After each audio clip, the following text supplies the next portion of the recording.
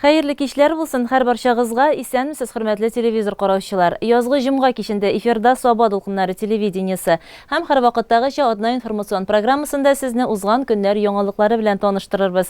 Студияда Гөлназ Гатауллина. Бүгенге чыгарылышта урын алачак кайбер темалар турында кыскача. Районыбызда язгы кыр эшләре башланды. Юлларда имен йөрү үзебез өчен. Шушы көннәрдә республикада тонировка операциясе үтә.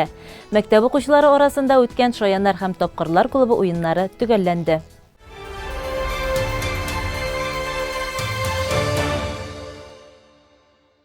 Бу һәм башка яңалыклар турында алдагы минутларда тулырак сөйләрбез. Шушы көннәрдә Саба муниципаль район советының чираттагы утырышы булып үтте. Көн тәртибенә куелган мәсьәләләрне карауга керешкәнче нәтиҗәле хезмәт күрсәтүче райондашларыбызны тәбрикләү церемониясе үтте. 2020 елда Россия Федерациясе Конституциясына үзгәрешләр кертү буенча Гомум Россия тавыш бирү, Татарстан Республикасы Президентын һәм муниципаль берәмлекләргә депутатлар сайлау кампанияләрен әзерләү һәм үткәрүдә нәтиҗәле эшләре өчен Эзмә участок сайлау комиссиясе рәисе Нәбиев Муллагали Шахвали улы Россия Федерациясе үзәк сайлау комиссиясының мактау грамотасы белән бүләкләнде. Кызыл Миша участок сайлау комиссиясе рәисе Гаттарова Сүрия Закир кызына, Саба участок сайлау комиссиясе рәисе урынбасары Кәримов Искәндәр Илдус улына, Саба участок сайлау комиссиясе секретаре Мөхәммәд Сабирова Лилия Мәсгуд кызына Россия Федерациясе үзәк сайлау комиссиясының рәхмәте белдерелде. Территориаль сайлау комиссиясе рәисе урынбасары Галиев Исхак Галимҗан улы Татарстан Республикасы үзәк сайлау комиссиясының почет билгесе белән бүләкләнде. Татарстан Республикасы үзәк сайлау комиссиясының мактау грамотасы белән территориаль сайлау комиссиясе әгъзасы Зайнетдинова Лилия Илдус кызы, Мишән участок сайлау комиссиясе рәисе Ибрахимов Рамил Зөфәр улы, Саба муниципаль районына территориаль сайлау комиссиясе әгъзасы Рәхимова Раушания Мансур кызы бүләкләнде. Татарстан Республикасы үзәк сайлау комиссиясе рәисенең рәхмәте Юлбат участок сайлау комиссиясе секретаре Габдулхаева Гөлсинә Раян кызына, Саба участок сайлау комиссиясе әгъзасы Ганиева Фәния Фәттах кызына белдерелде. Күп еллык нәтиҗәле хезмәте һәм эшләү дәверендә районның суд приставлары хезмәтен үстерүгә һәм камилләштерүгә өлеш кертү өчен Гайнетдинова Лилия Нургаян кызы һәм кондитер продукциясе җитештерү өлкәсендә нәтиҗәле хезмәте өчен Саида җаваплылыгы шикләнгән җәмгыятенең директор урынбасары Галләметдинова Әлфия Ризван кызы Саба муниципаль районының мактау грамотасы белән бүләкләнде. Гражданнар оборонасы өлкәсендә намуслы хезмәте һәм команда штаб өйрәнүләрен оештыруда нәтиҗәле эшчәнлеге өчен Гражданнар оборонасы эшләре һәм гадәттән тыш хәлләр министрлыгының Гражданнар оборонасы өлкәсендәге вәкаләтләрне гамәлгә ашыру бүлегенең беренче категорияле Гражданнар оборонасы белгече Тимергалиева Ландыш Раушан кызы Саба муниципаль районы башлыгының рәхмәт хаты белән бүләкләнде. Тәбрикләүләр тәмамланганнан соң район советы депутатлары үз эшләрен башлап җибәрде. Көн тәртибенә 2020 елга Саба муниципаль районында бюджет үтәлеше, 2021 ел, 2022-2023 елларга Саба муниципаль районы башкарма комитетының мәгариф идарәсе нигезләмәсенә үзгәрешләр кертү мәсьәләләре куелган иде. Алар буенча финанс бюджет палатасы рәисе Шәмсүн Сунгатов, район советының юридик бүлеге начальнигы Альберт Минакаевлар сөйләде. Шулай ук 2020 елда Саба муниципаль районы җирле үзидарә органнары эшчәнлегенә бәя бирү һәм 2021 елга планнар турында башкарма комитетының икътисад бүлеге башлыгы Марат Бахманов чыгышы тыңланды. Районыбызда язгы кыр эшләре гөрлей. Игенчеләргә җирдәге дымны саклап калу хәстәрен күрергә, уҗымнарны вакытында тукландырырга, шул ук вакытта чәчү эшләрен тиз һәм сыйфат белән башкарырга туры килә. Җаваплылыгы шикләнгән Саба җәмгыятенең урта Саба бүлекчәсендә быел 2041 гектарда язгы кыр эшләре башкарырга туры киләчәк. Басуларда көзге культураларны, күп еллык үләннәрне тукландыру, аларны һәм туңга сөрелгән җирләрне тырмалау беренче чиратта башкарылырга тиешле эшләр. Гөлшат Галиәкбәрова дәвам итә. Урта Саба бүлекчәсе игенчеләре язның бер генә көнендә югалтмаска тырышалар. Бу көннәрдә Тимершык ягындагы 131 гектарлы көзге арыш басуында Динар Исмәгыйлов уҗымнарны тамырдан тукландыру үткәрде.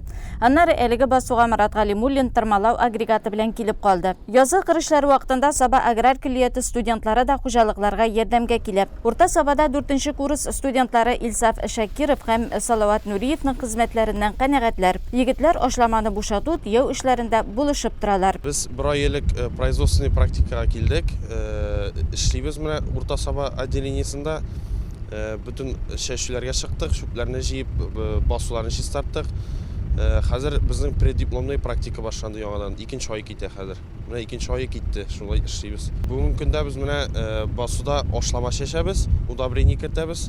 Ашламадан соң тырма шуны җир астына кертә и аннары уҗым әйбәт була. Апрель айында берничә көн жылы булса да кабат җилле салкынча көннәр килде. Ләкин табигать яшәүне дәвам итәргә җыена. Уҗымнар әкренләп күтәрелеп килә. Дөрес, көзге культуралар карасыннан чыкканда хәлсезрәк була. Язгы сулар белән туфрактагы азот юла. Ашлама кертеп, без аларга иртәнге аш биргәнбез булып чыгабыз, ди хуҗалыкның агрономы Ленар Саматов. Уҗымнар өшемәгән, көзге арышның состояниесе әйбәт, пока көзге бодай уянып бетә алмый. Менә 1-2 көннән ансы билгеле була инде. Дымлы туфракта ашлама тизрәк тәсеңә. Игенчеләр шушы вакытны файдаланып калырга тырыша. Җаваплыгы шикләнгән Саба җәмгыятенең урта Саба бүлекчәсендә бу көннәрдә 200 гектарда көзге культураларны һәм күп еллыкларны тамырдан тукландыру үткәрелде һәм тырмаланды. Тагын 150 гектарда минераль ашлама кертәсе кала. Олы юлдан еракта түгел, Рамил Миннебаев Джон Дир тракторында туңга сөрелгән җирләрне тырмалый иде. Зур егәрлекле техника, 22 метр киңлектәге тырма агрегаты көн дәвамында күп эш башкарырга мөмкинлек бирә. Әлеге 200 гектарлы басуда арпа һәм будай үстереләчәк. Бу тракторда 9 сезонга кірдік. Трактор 15 елым буга инде. Йөреп тора. Бу көнгә урта Саба хуҗалыгында 500 гектарда туңга сөрелгән җирләрне тырмалау үткәрелгән. Тагын шул кадәр мәйданда эш калып бара. Җаваплыгы шикләнгән Саба җәмгыятенең урта Саба бүлекчәсендә техникаларның цикленә зур әһәмият бирәләр. Язгы кыр эшләрен үз вакытында һәм сыйфатлы итеп башкарып чыгу нәкъ менә аларның төзеклегенә һәм ватылмыйча эшләвенә бәйле. Бүгенге көндә безнең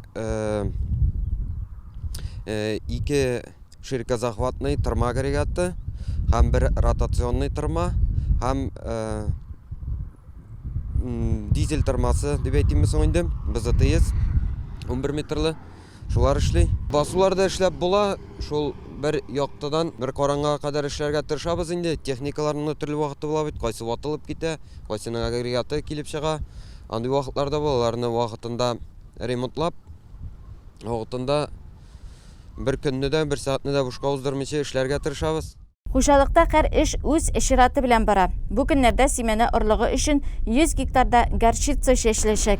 Әлеге культураның тагын бер үзлеге бар. Ул туфрак составында яхшырта. Игенчеләр, агрономнар өчен кызу көннәр, тынгысыз эшер башланды. Алар хезмәтенә, шулай кава тырышына безнең табыннарыбызның муллыгы бәйле. 21 апрельдә җирле үзидарә органы хезмәткәрләре көне билгеләп үтелде. Бу тармак эшчәнлеге безнең күз алдында һәм ул эшчәнлектә без үзебез дә турыдан-туры катнашучылар.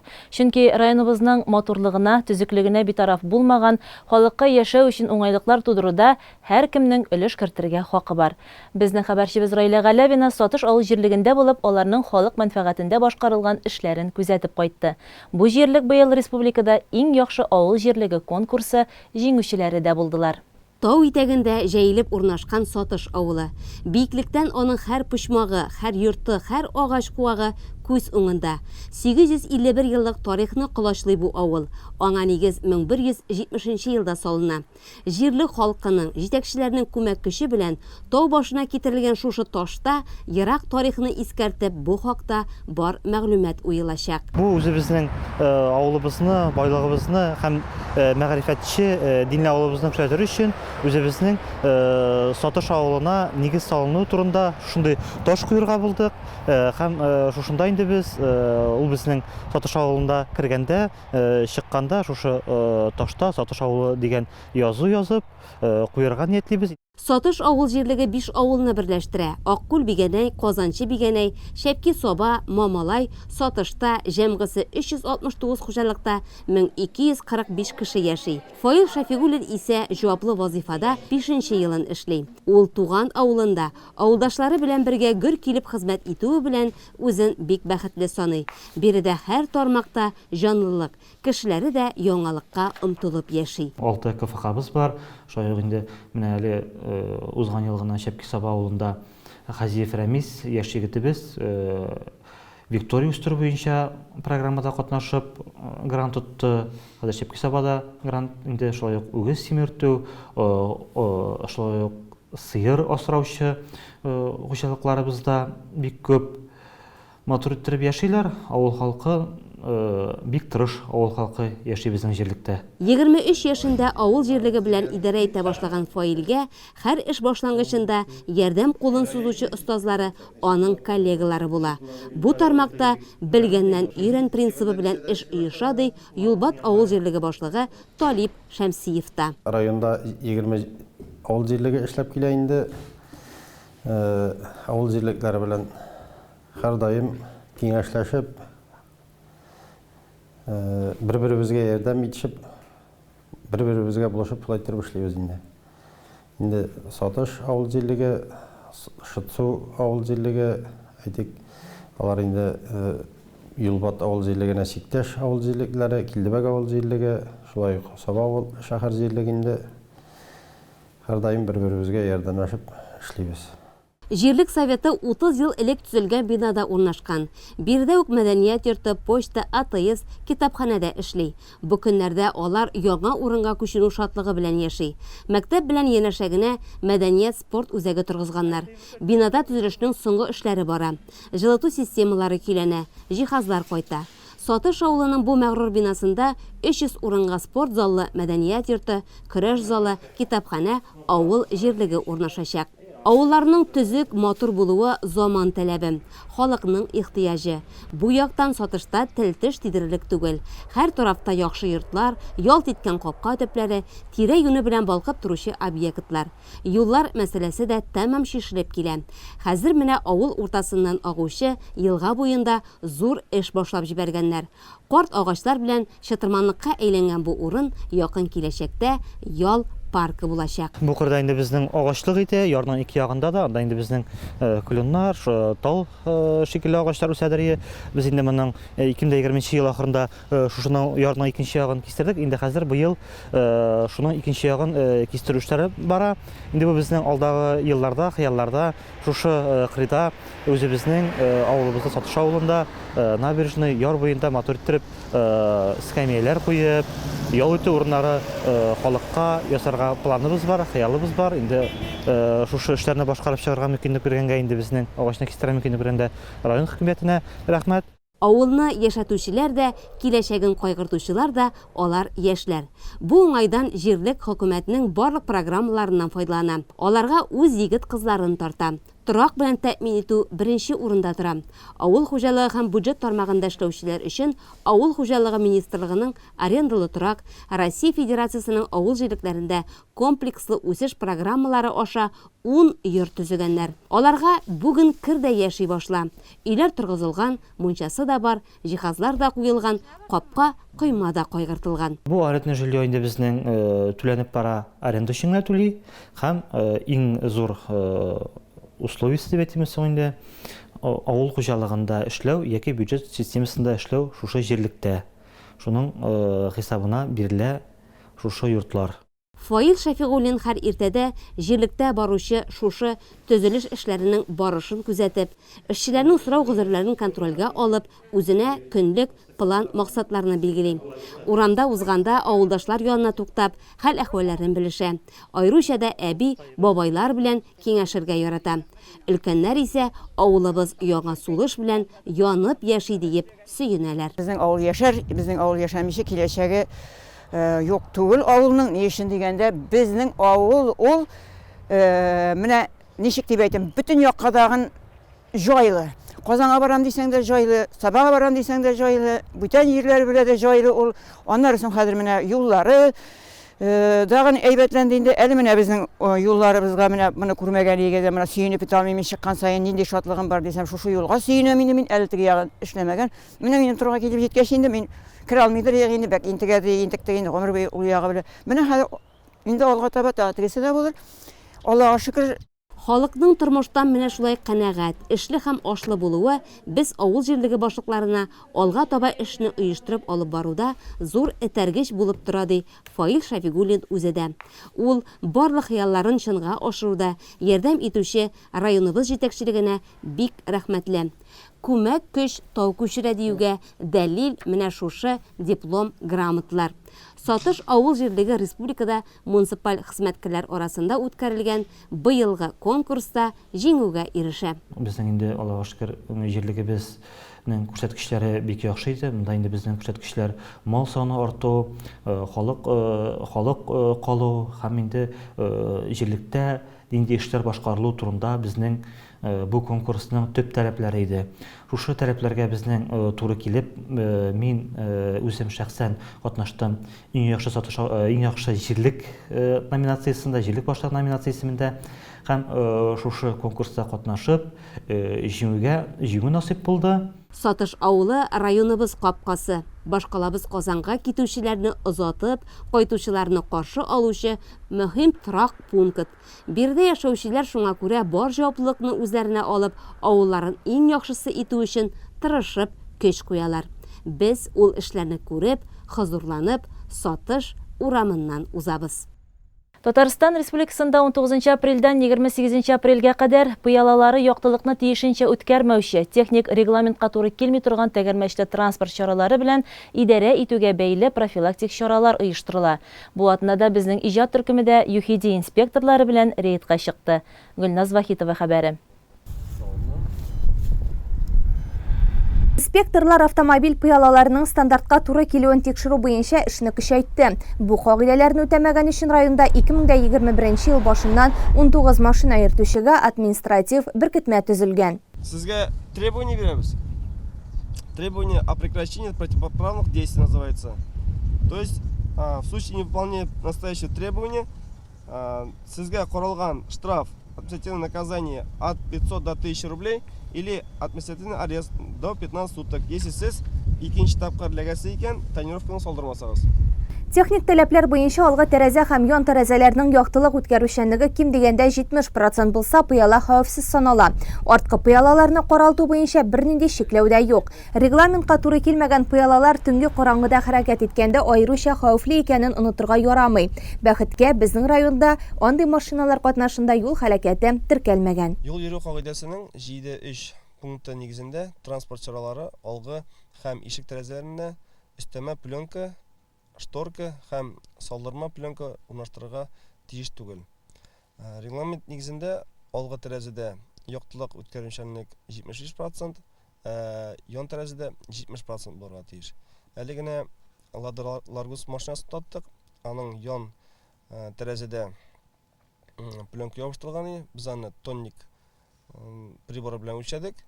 Әлеге тонник прибор белән үлчәү нигезендә аның 70%-тан югары килеп чыкты. Шуңа күрә без аңа административ беркетмә төзедек. Автомобиль пыялаларының яктылык үткәрү дәрәҗәсен ачыклаучы профилактик чара 28 апрельгә кадәр дәвам итәчәк. Караңгылык яшьләрнең дусты дияргә яратабыз, ләкин бу сүзләр гомергә куркыныч янаучы гамәлләрдә чагылырга тиеш түгел. Шаяннар һәм тапкырлар мәктәп укучылары арасында узган КВН лигасында барланды. Шушы көннәрдә аның финалы үтте һәм төп чемпион КВН командасы ачыкланды. Киләсе хәбәр. Бойлар собасындагы балалар иҗат үзәге инде менә 7нче ел рәттән мәктәп командалар арасында КВН, ягъни шаяннар һәм тапкырлар клубы уеннарын оештыра. Бу бигрәк тә балаларның тормыштагы кыенлыкларны юмор күзлегеннән карарга һәм аларны җиңелрәк кабул итәргә өйрәтә. КВН башланыр алдыннан беренче турда һәм ярым финалда катнашкан командаларны сәхнәгә чакырып, аларга рәхмәт белдерделәр. Әлеге финал уеннары безнең уку елы дәвамында бардылар инде. Иң беренчесе аны сайлап алу туры булды. Шушы турдан инде без 12 мәктәпне ярым финал уеннарына димәк чыгардык. Шуннан соң ярым финал уеннарында безнең 6 команда үзенең инде уңганлыкларын, булганлыкларын, тапкырлыкларын, зирәклекләрен дип әйтик инде шундый күрсәтә алдылар. Ярым финалда инде безгә кызу уен күрсәттеләр. Бүген дә шуны күребез дип ышанып калабыз. Иң мөһиме балалар КВНны ярата. Шуны әйтергә кирәк. Һәм бүген жюрида безнең мәктәп елларында үзләре шушы КВН лигасында катнашып, һәр вакытта да койнап, мәктәп тормышында шушы КВН уеннарында койнап яшәгән егетләр. Аннан соң бүгенге көндә дә алар шушы КВН лигасы белән республика күләмендә тыгыз элемтәдә торучы һәм инде башлап йөрүче егетләр. Шулай бүген безгә ярдәмгә килделәр. Инде менә командаларның йолдызлы сәгатьләре. Шулай итеп финалда Саба гимназиясының Кызыл Борчак, Завод Ныртыдан Юннаски лесхозның Урман егетләре, Иштуганның Ауф, Юлбаттан Шаяннар һәм Явлаштаудан Текәләр КВН командалары чыгышларын жюри хөкеменә тапшырды. Финал уеннарында иң беренче булып чыгыш ясау Саба гимназиясе командасына туры килде. Кызыл Борчак дигән исем сайлаган алар үзләренә. Финалга да җитди әзерләнгәннәр. Итак, смотрим. Ералаш для многодетных семей. Мальчишки и девчонки. Мальчишки и девчонки. Мальчишки и девчонки. Родители, может, уже хватит? Обними меня. Безнең максат ул инде без бөтенебез шушы тәмен туеп, сәхнәдә рәхәтләнеп, ял итеп, безнең кунаклар алдында мотор итеп чыгыш ясарга тиешбез. Без һәр ел команда үзгәреп тора. Бу менә яңа быелгы команда безнең Кызыл Борчак дип аталган. Носки кидем, һәм да килдем. Носки гына хәзер киеп бит. Носки ул минем иң стильле кием. Әни синең дә стильлең.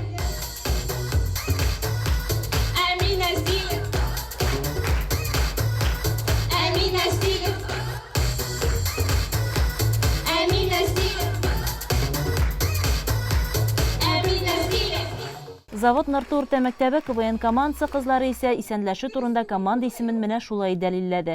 Команда тотрыклы һәм алдагы елларда да яхшы нәтиҗәләр күрсәткән. Сезне сәламлый Завод Норты урта мәктәбенең Носки КВН командасы.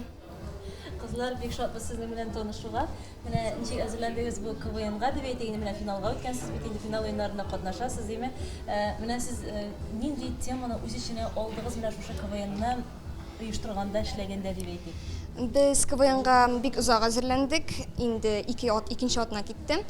Һәм без дуслар турында темага басым ясадык һәм хәзерге булган вакыттагы эпидемияга. Менә нәрсәсе авыр булды сезгә әзерләнгәндә? Сценарий язу. Чөнки без сценарийны үзебез яздык, аны куйдык, аңа музыка эзләдек һәм һәрбер эшне үзебез башкардык. Менә күптән сез КВНда? Инде 3нче елыбыз.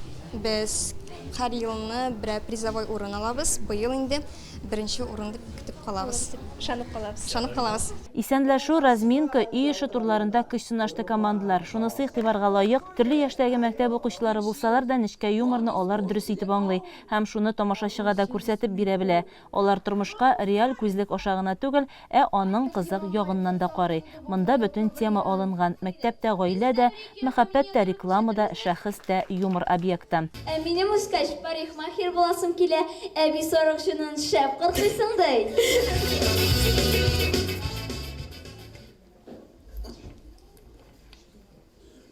Нишләвең бу? Әллә яш җитте дип башың китмәгәндер бит? Юкла инде, әнә анда яңа вирус чыкканды. Сүрсегән вирус дигән. Сәгать сайын носки алыштырып торасы булачак. Да, вирус яшлаганга. Сиңа точно. 3нче тур үй эшен командалар видеоролик итеп әзерләгән иде. Биредә мәктәпнең көнкүреш тормышы сүрәтләнгән.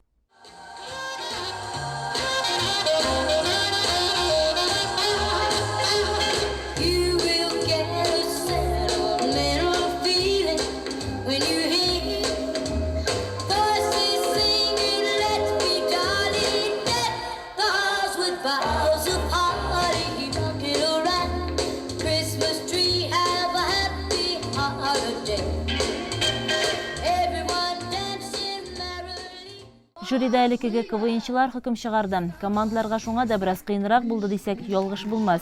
Хәер, алар үзләрен бик иркен тотты. Монда киресенчә жюри составына арадан яхшысын сайлауы кыйнрак булгандыр. Чөнки һәр команда яхшы әзерлек белән килгән иде. Инде нәтиҗәләргә килсәк, 1нче урынны Иштуган урта мәктәбенең АУФ командасы яулады. 2нче урынны Юлбат мәктәбе һәм Саба гимназиясе, 3нче урынны Явлаштау һәм Лесхоз командалары бүлеште. Ә менә Носки командасының ышанычы акланды. КВН уеннарының мәктәп лигасында Завод Норты кызлары абсолют чемпион исеменә лаек булды.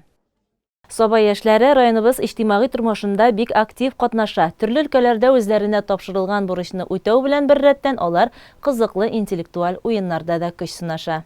Соба-Арена спорт мәктәбендә үткән Бидва Умов акыллылар көрәш бәйгесе районыбыз хезмәт коллективларында эшләүче актив яшьләрен җыйды.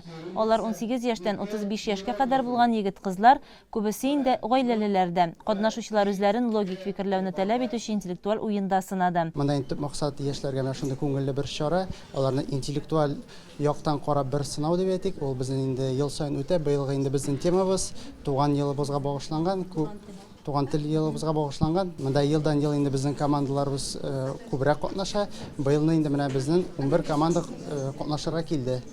Шунсы да безне шатландыра. Елдан ел һаман шул ук кешеләрендә күрәбез. Мәсәлән, менә Соба гимназиясе, Адаренка мәктәбе, аннары инде менә безнең финанс бюджет палатасы, оешма командалары бик әйбәт итеп ел саен катнашып, яхшы чыгышлар ясыйлар.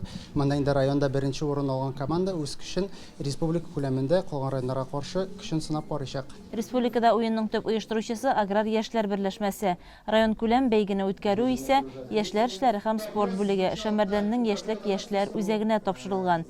Уенчыларны тантаналы шартларда районның спорт һәм яшьләр эшләре бүлеге җитәкчесе Ира Гарипов сәламләде. Оешмалар арасында да бу, значит, бик кызык. Шуңа таба біз бу эшне алга таба да дәвам итәрбез.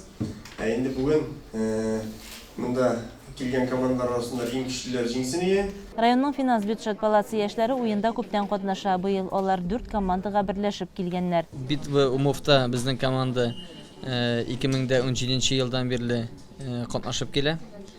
Без инде бу сорауларга башта ук әзер булмасак тагын бик төгәл җавап бирдек. Беренче елдан ук 2017 елдан ук инде шул ярышып, шушы Битва Умовта без 2017 елда икенче урын алган идек. Һәм бик кызык сораулар, бик үзенчәлекле сораулар монда. Монда сораулар гына түгел, экраннарга карап тагын төрле картинкалар, әйтегенде, аннан соң менә музыкаль сораулар да булды. Шуларга җавап бирдек. Һәм 2018дә тагын катнашып, инде без шушы проектта дип әйтик, икенче урын тагын яуладык. Әле беренче урынга барып җиткән юк. Бик тырышабыз инде. Беренче елны без бер командадан башлаган идек, 4 кешедән торган бер команда. Теге елны менә 2 команда килде. Быел зур состав белән 4 команда килдек. Сораулар бик күңелле, безгә бик ошый, уйландыра торган сораулар. Шулай итеп, районыбызның иң акыллы яшьләре 5 турда көч сынашты. Бәйге туган тел елына багышланды һәм сораулар да турлар эчендә шушы теманы тел үзенчәлекләре, телләр тарихы, татар халкы тарихын кулачлады. Авырлыгына карап җаваплар язар өчен 30 секундтан алып 3 минутка кадәр вакыт бирелде. Бәйгедә барлык яктан да белемең, логик фикерләү дәрәҗәң сынала. Интеллектуалларга исә аларның һәр кайсы кызыклы. Беренче карашка сораулар гади кебек тоелса да, эрудицияне эшкә җикмичә генә дөрес җавапка килеп җитеп булмый. Монда инде мәктәп программасы буенча алынган белемнәр дә, үзлегеннән үстерелгән белемнәр дә эшкә җигелә. Уен ахырында катнашкан командаларга сертификатлар тапшырылды, ә инде призерлар дәрәҗәсендә 67 балл җыеп, 3нче урынга финанс бюджет палатасының активистлар командасы, 2нчегә 70 балл белән Адаренка һәм 1нчегә 72 балл туплап финанс бюджет палатасының оптимистлар командалары чыкты. Алар сертификат һәм акчалата бүләккә ия булдылар.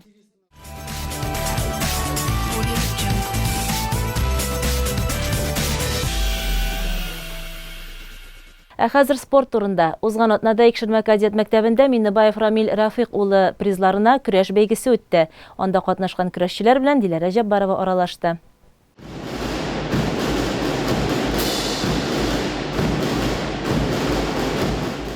Батыр булсаң көрәш, батырлыгыңны мәйданда сынат. Халкыбызның әлеге мәкале көрәш сөючеләрне Икшермәгә җыйды. 1979 елда Икшермә урта мәктәбен тәмамлап, хезмәт юлын Соба АТПсында шофер булып башлаган Рамил Рафиq улы бүгенге көндә Чаллыда яши. Ул йөк автомобильләренә запас частьләр тәкъдим итүче Миткам компаниясына нигез салучыларның берсе. Спортның бүгенге көндә яшьләрне бергә туплаучы, аларның ихтыяр көчен, тырышлыгын формалаштыручы иң үтемле чара икәнен аңлап, көрәш бәйгесен уздыруны эшкуар үз контролена ала. Ул быел 12нче тапкыр узучы Татар-Башкорт көрәш бәйгесенең төп спонсоры.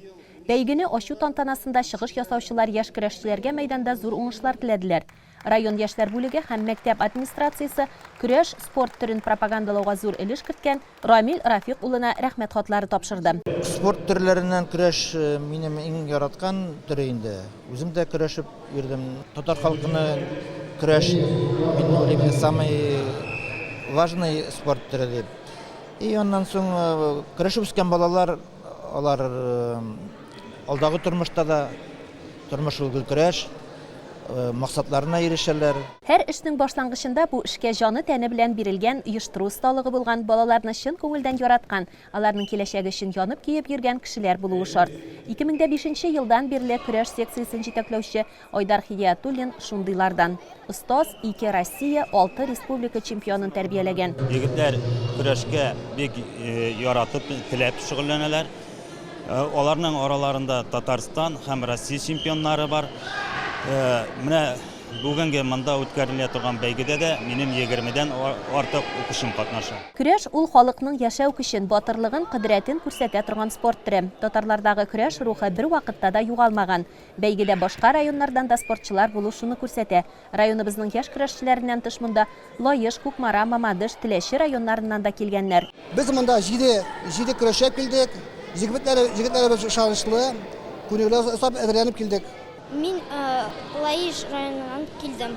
Мен көрәш ушы, мин 6 ай көрәш белән уйнашам.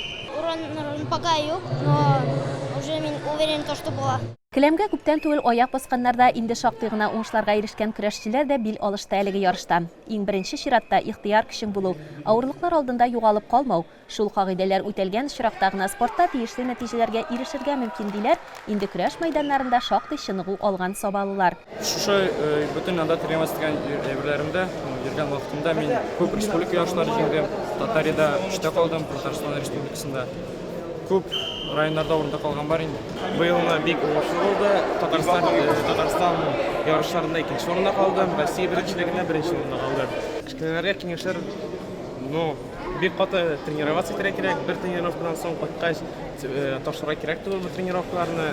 Бүтән авырлыклардан чыгып, ярышларга курыкмыйча барып, аларда яхшы итеп выступлениеләр күрсәтеп, шул Келәмгә чыкканда инде шул җылып чыгасыннан главный травмалар булмасын өчен. Уңган егетләр сынатмады. Үз үлчәү авырлыкларында Нурсил 2нче, Артем 3нче урыннарга лаек булды. Нәтиҗәләр 14 үлчәү авырлыгында ясалды. Килгән кунаклардан Мамадыш 5, Теләче 3, Кукмара егетләре 2 призлы урын яулады. 30 приз исә районыбыз егетләренә тапшырылды. Команда беренчелегенә килгәндә 1нче урында Икшермә, 2нче урында Соба, 3нче урында Симит командалары. Бүгенге көндә милләтебезнең йөзек кашы булган татар көрәше буыннан буынга тапшырылучы изге яткар. Тирәбездә Рамил Миннебаев кебек асыл ирләр барында мондый чаралар гомерле булыр. Волейбол буенча иротлар арасында барган район чемпионаты уеннары төгәлләнде. Соба-Арена спорт мәктәбенең зур залына Соба муниципаль районы хезмәт коллективларының ир-атлар волейбол командалары арасында чемпионат төгәлләнде. Район этабына чыккан 4 команда көч сынашты. Тамаша кылырга килүчеләр дә күп иде. Чөнки әлеге командалар районда иң-иңнәрдән санала. Чемпионатның район этабында Шәмәрдән газ үткәргечләр идарәсе, Собагаз 1, Шәмәрдән яшьлек, Шәмәрдән тимер юлчылар командалары чыгыш ясады. Ә уеннар ифрат дәрәҗәдә кискен барды. Собагаз 1 командасы белән Шылыпуымга командаларын күзәтәбез. Җанатарларның көчле алкышлары астында 2-1 исәбе белән Шылыпуымга командасы җиңү яулады. Икенче майдандагы уенчылар да бик нык хәзерлек белән килгән булып чыкты. Тимер юлчылар белән яшьлек спорт комплексы командалары арасында барган кискен ярышларда тимер юлчылар җиңү яуладылар. Волейболчыларны җиңүләре белән тәбрикләргә Соба муниципаль районы башлыгы урынбасары Расих Закирҗанов, Соба районында волейбол федерациясе президенты Фәниз Вәлиев килгән иде. Быел хезмәткә һәм оборонага әзер ГТО бөтен Россия комплексының 90 еллыгын бәйрәм итәбез. Шушы уңайдан ГТОның алтын билгеләре белән яшьлек командасыннан Альберт Вәлиев, Илназ Хөснетдинов, Ильяс Хуҗиәхмәтов, Шылыпуымга командасыннан Алмаз Мөхәммәтшин, Радик Минхажев, Руслан Шәрәфиевлар тәбрикләнде. Шулай ук иң яхшы уенчыларны да билгеләп үттеләр. Собагаз 1 командасыннан Дилүз Маннанов, яшьлек командасыннан Илназ Хөснетдинов, Шылыпуымга командасыннан Руслан Шәрәфиевлар һәм тимер юлчылар командасыннан Артур Нигъмәтҗановлар. Уеннар бик достоин, бик матур булды. Барлык җанатарлар да бик канәгать булып калды дип уйлыйм мен. Инде Җиңүчеләргә без инде рәхмәт сүзләре җиткердек. Алар инде үзләренең хезмәтләрен күбрәк куеп, һәм дә инде җиңүгә омтылышлары күбрәк көч куеп, шуның аркасында шушындый матур уңышларга ирештеләр. Алдагы көндә дә без аларга уңышлар телибез. Үзләренең матур уеннары белән безне һәрдаим шулай сөендереп, шатландырып, якыннарны, җанатарларны куанып, горурланып, сәламәт булып яшәүләрен телибез. Соңгы нәтиҗәләргә килсәк, 4нче урында Яшьлек спорт комплексы, 3нче урында Тимер юлчылар, 2нче урында Сабагаз 1, ә 1нче урында ШЛПУМга командасы. Ойындар бик матур булды, бик көчле булды, бик эмоциональ булды, поддержка зрителей булды, әйбәт, зал әйбәт, бөт нәрсә бик яхшы, Аллага шөкер, бик рәхмәт. Әлбәттә бик канәгать, 1нче урын алгач, бик канәгать. Үзебезнең командага, Сабагаз командасына, Железнодорожниклар командасына һәм Яшьлек командасына бик зур сәлам, поздравляю, тәбриклим бөтенебезне, алдагы көннәрдә шашырга язсын, бөтен кешегә бәхет, шатлык, исәнлек, саулык. Менә бүген район этабы тамам, волейбол буенча, район чемпионаты 2021 елның. Әле бу моның белән сезон бетмәй.